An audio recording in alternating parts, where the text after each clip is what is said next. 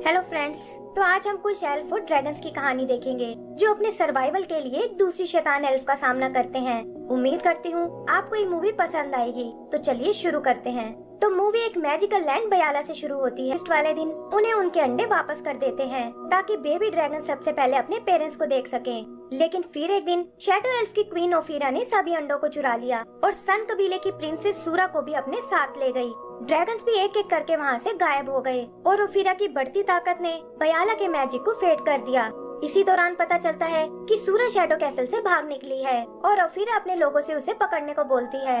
सूरा की मदद तो शैडो एल्फ करते हैं जिनके नाम है ज़ारो और नूरी, लेकिन बहुत कोशिश करने पर भी एक जगह गार्ड्स उन्हें घेर लेते हैं। तब सूरा अपना मैजिक यूज करने की सोचती है जिस पर उसने पूरी तरह से कंट्रोल नहीं पाया है और इसी वजह से नूरी गार्ड्स के हाथों पकड़ी जाती है।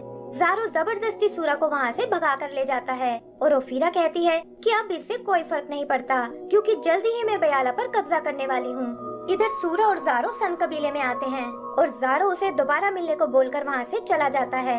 यही हम सूरा की बहन फेया को देखते हैं जो अचानक उसके वापस आने से बहुत खुश होती है, लेकिन देखती है कि उसके विंग्स बिल्कुल शैडो क्लैन जैसे हैं। वो उसे समझाती है कि इस बात से कोई फर्क नहीं पड़ता और तुम हमेशा एक सन एल्फ ही रहोगी। आगे हम एक दूसरी एल्फ मार्विन को देखते हैं जो नहीं जानती कि उसके पेट के नीचे एक ड्रैगन का अंडा रखा हुआ है जिसमें अचानक से हलचल होने लगती है। उसकी आवाज उसके पेरेंट्स तक भी पहुंच जाती है जो बयाला से थोड़ी दूर एक ड्रैगन पीक में रहते हैं और पापा ड्रैगन अपने अंडे को चेक करने जाता है। यही सूरा भी अपने बड़ कुकू के साथ सैर पर निकली है और देखती है कि मैजिक के बिना उनके प्लांट्स मर रहे हैं। तभी वहाँ वो पापा ड्रैगन आता है और सूरा को यकीन नहीं होता कि ये जीव अभी भी जिंदा है। फिर ड्रैगन अपने मैजिक से कुछ फ्लावर्स को जिंदा कर देता है और सूरा को ये देखकर बहुत खुशी होती है। तभी उसे याद आता है कि आज उसकी बहन इला क्वीन बनने वाली है और वो तुरंत कुकू को लेकर पैलेस की ओर निकल जाती है। इधर मार्विन की नजर उस अंडे पर पड़ती है और उसे लगता है कि ये शायद कोई मैजिकल पत्थर है जिसे पाकर क्वीन इला को बहुत अच्छा लगेगा और वो भी उसे लेकर पैलेस की ओर जाने लगती है।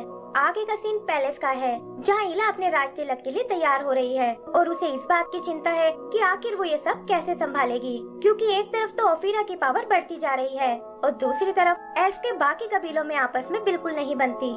तभी सूरा और फेया आकर उसे ड्रैगन के बारे में बताती है, लेकिन इला को लगता है कि वो दोनों शायद उससे मजाक कर रही हैं।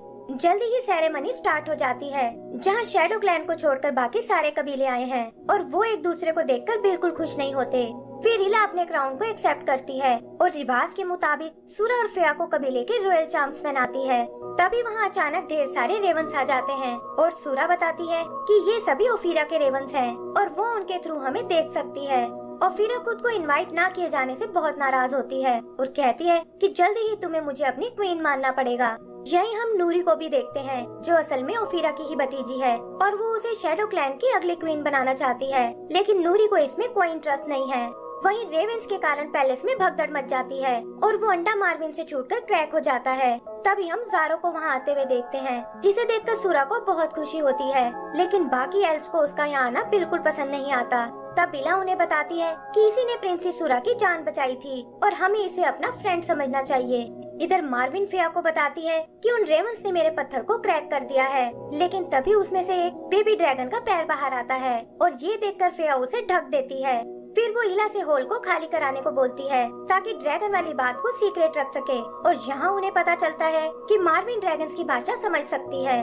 मार्विन उन्हें बताती है कि इस ड्रैगन का नाम नुगुर है और ये अपने अंडे से बाहर आना चाहता है, लेकिन वो सब इसके लिए मना कर देते हैं और सूरा बताती है कि इसे पहले अपने पेरेंट्स को देखना होगा वरना इसका मैजिक ब्रेक हो जाएगा। तभी इला को एक आइडिया आता है और वो ड्रैगन फिश को दोबारा शुरू करने को कहती है ताकि ड्रैगन्स उनके किंगडम में दोबारा लौट आएं। लेकिन फेया कहती है कि बिना सारे कबीलों के ये पॉसिबल नहीं हो सकता और शैडो क्लैन इसमें कभी हिस्सा नहीं लेगा।